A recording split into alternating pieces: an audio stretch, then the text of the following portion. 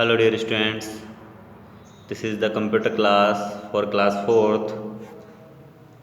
Before this video you have seen two videos dear students. Now we will discuss its exercise part. देखिए students, ये आपका part 3 है। अब आपको बताना है यहाँ पर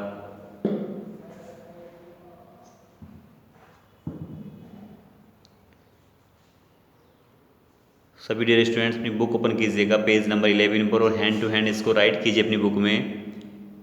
ये पोर्शन आपको केवल बुक में ही करना है, you will not do in your notebook. आप इसको नोटबुक में नहीं करेंगे। Recognise to which generation these pictures belong. हमें ये पिक्चर्स को रिकॉग्नाइज करना है, देखना है कि ये पिक्चर्स किस जनरेशन से, कंप्यूटर की किस जनरेशन से ली गई हैं। देखिएगा, ये पिक्चर्स आपकी सेकंड जनरेशन कंप्यूटर से ली गई हैं। किससे ली गई हैं? सेकंड जनरेशन से ली गई हैं। तो यहाँ पर आप लिख देंगे सेकंड जनरेशन। जनरेशन की स्पेलिंग बड़े ध्यान से लिखेंगे, GENERATION, जनरेशन।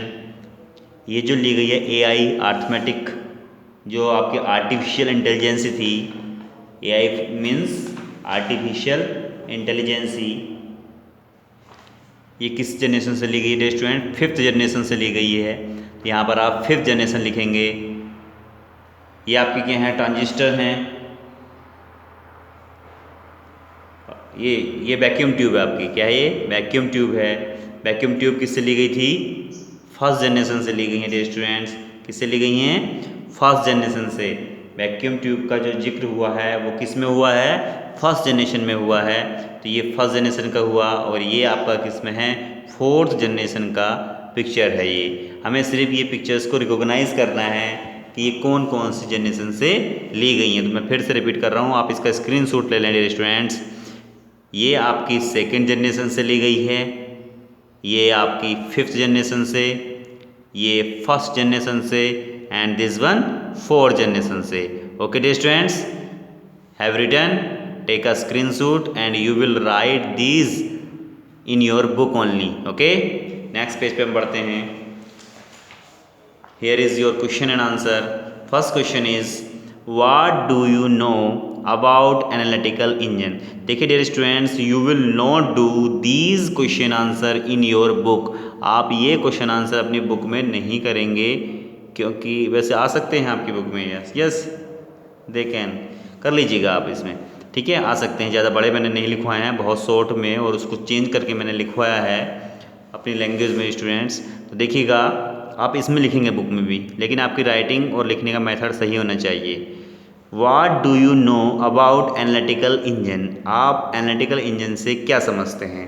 तो देखिएगा, मैं फर्स्ट क्वेश्चन को फोकस कर रहा हूँ dear students. Have you seen? देखिएगा, फर्स्ट क्वेश्चन आपका क्या है? Analytical engine. साफ साफ दिख रहा होगा आई थिंक। ओके, इन 1833 में an English mathematician Charles Babbage designed analytical engine. यानी कि इन 1833 में एक इंग्लिश मैथमेटिशियन थे चार्ल्स बेबेज, जिन्होंने क्या डिज़ाइन किया? एनालिटिकल इंजन को डिजाइन किया, यानी कि बनाया। It was the first mechanical computer. और बेटा ये कैसा था? पहला मैकेनिकल कंप्यूटर था। आप ये कह सकते हैं यहाँ से कंप्यूटर की क्या हुई? शुरुआत हुई। ठीक है, इस एनालिटिकल इंजन से आप कह सकते हैं ऐसा।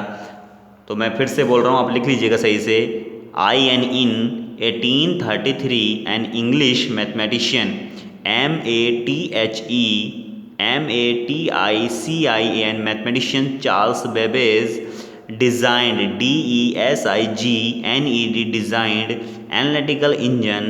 It was the first mechanical computer. ठीक है डियर स्टूडेंट्स, आप इसका स्क्रीनशॉट ले लीजिएगा।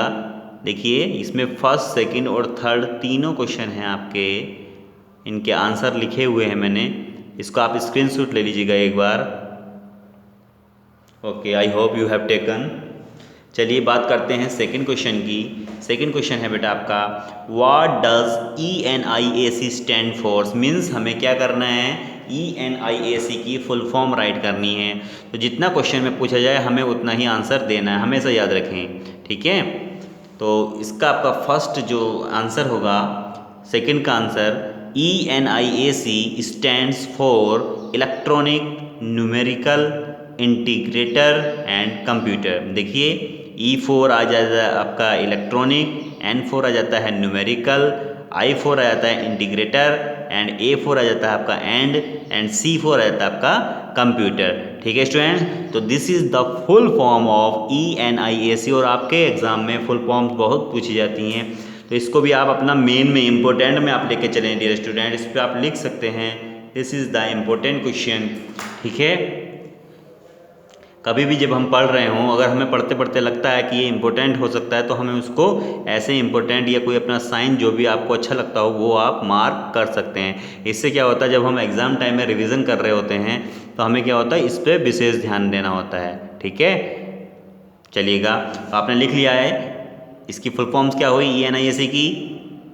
ENIAC stands for electronic numerical integrator and computer, okay. Third question बेटा, थर्ड क्वेश्चन में बात कर रहे हैं, ये देखिएगा, write the names of some hardware devices.